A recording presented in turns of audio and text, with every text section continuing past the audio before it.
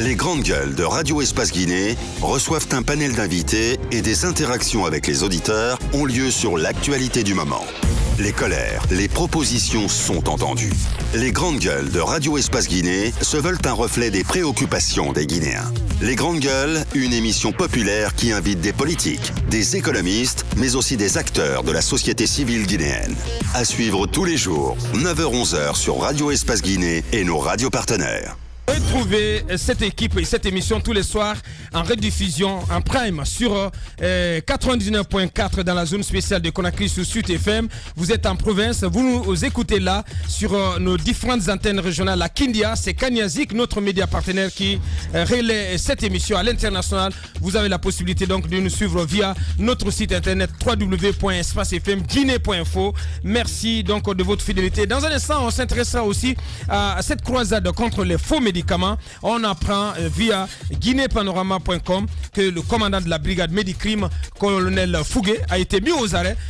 Dossier donc tenu par Moussa Moïse et Mohamed Mara. On vous en dira un peu plus dans cette émission. Nos deux invités qui patientent dans nos locaux, monsieur Namouri Kamara, nouveau directeur général de l'APIP, Agence pour la promotion des investissements privés. Il viendra nous parler de Doing Business, du classement Doing Business 2018 avec donc les différentes réformes entreprises et menées en Guinée par le gouvernement.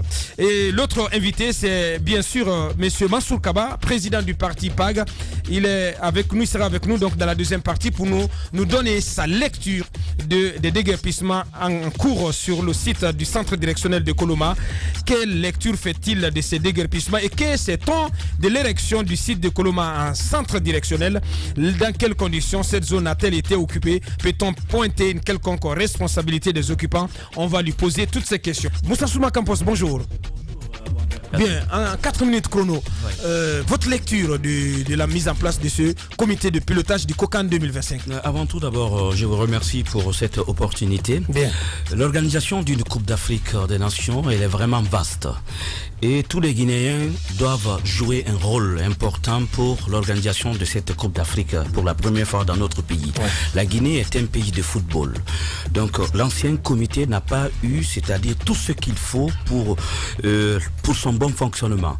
Et si le Premier ministre a fait sortir cet arrêté pour une nouvelle composition des dames du COCAN, vous savez très bien, juridiquement, la Guinée a perdu la CAN 2023. Donc l'ancien bureau n'était plus éligible, donc il fallait le faire. On attendait la composition de ce comité de pilotage, de ce comité d'organisation de cette Coupe d'Afrique des Nations. Vous félicitez de la composition, est-ce que ça vous rassure? Donc moi, ça me rassure parce qu'aujourd'hui, il y a une volonté politique qui est là. Le Premier ministre, son Excellence Ibrahima Kassory Fofana, ne peut pas se hasarder à faire sortir ce décret, à faire sortir cet arrêté sans qu'il y ait d'abord une prise de contact avec ses membres. Je pense aujourd'hui, l'heure est venue, c'est-à-dire arrêter, c'est-à-dire nos querelles ça et là, parce que c'est le nom de la Guinée. Moi, j'ai participé à une Coupe d'Afrique des Nations du côté, 2 fois, du côté de Gabon. Je sais, tous les Gabonais, c'est-à-dire quel que soit le sport, d'union sacrée. Effectivement, donc c'est le nom de la Guinée, c'est une visibilité. L'organisation d'une Coupe d'Afrique des Nations, ça demande assez, ça demande, il y a la mobilisation totale. Donc il faut qu'on arrête aujourd'hui, c'est-à-dire nos querelles ça et là, parce que c'est la Guinée avant tout qui est devant. Donc vous avez vu alors, votre lecture, parce que l'arrivée du président de la CAF, donc je vais parler de Ahmad Le Magache. Donc il est venu en Guinée pour rencontrer le chef de l'État, les autorités, la Fédération guinéenne de football. Je pense que là, il est parti au Caire avec assez d'espoir. Donc aujourd'hui, nous avons ce comité d'organisation. Les membres sont déjà connus. Donc il faut qu'on arrête se mettre au travail. Parce que l'organisation... Oui, allez. Ce qui est mis en cause, ce n'est pas la ferveur nationale, ce n'est pas la volonté du peuple de soutenir le football. Parce que même un petit match entre le Orea et l'Escaloum, ça draine du monde.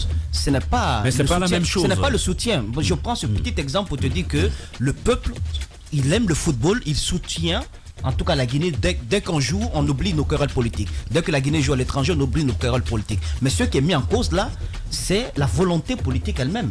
C'est-à-dire que la CAN 2023, depuis qu'elle a été attribuée, jusqu'à ce que nous ayons cette gifle du côté du palais Sécotoria, on n'a pas levé le petit doigt pour mettre ne serait-ce qu'une seule brique quelque part.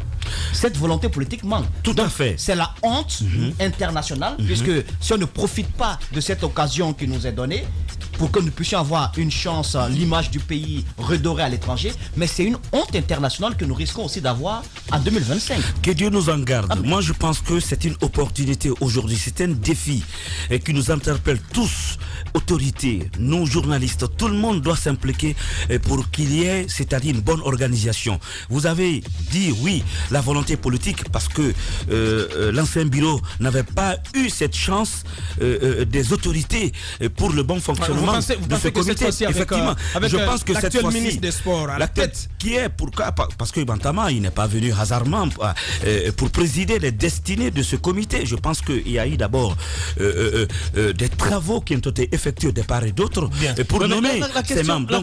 La question qu'on se pose, Moussa Moïse, c'est quand même, on s'est rendu ces derniers temps compte de la rigueur avec laquelle la FIFA et la CAF vont dans la désignation des pays qui doivent abriter des compétitions de football, et notamment de la rigueur dans le respect des cahiers de charges qui sont attribués pour l'organisation de la CAN à ces pays-là. Notre pays est un pays qui n'a aucune infrastructure dans le domaine du football. Tout à fait. On n'a que 2 stades qui peuvent à minima être utilisés, notamment un qui représente vraiment un stade digne de... Non, permets-moi d'aller très rapidement. La radio c'est l'heure, Robin. Permets-moi d'aller. Est-ce que vous pensez qu'en moins de 6 ans, la Guinée peut vraiment mettre en place tout ce qu'il faut pour organiser une CAN? Si on n'arrive pas à respecter le mais bienvenue les sanctions. Bien. Souma Moussa Campos, notre spécialiste maison, donc il est le patron de la section sport du groupe Adafo Media. Merci Souma Campos. Merci à vous. Donc continuez à suivre cette émission. Nous marquons une courte pause pour nos obligations commerciales. On revient pour continuer cette émission. Nos invités donc qui vont se relayer sur ce plateau. Véritable success story de la radio Espace Guinée, les grandes gueules, détentrices des meilleurs scores radio en Guinée, de la meilleure émission talk show, a donné le créneau horaire du départ au bureau et du retour à la maison, récoltant depuis des années consécutives le titre d'émission la plus écoutée en Guinée, toutes catégories confondues.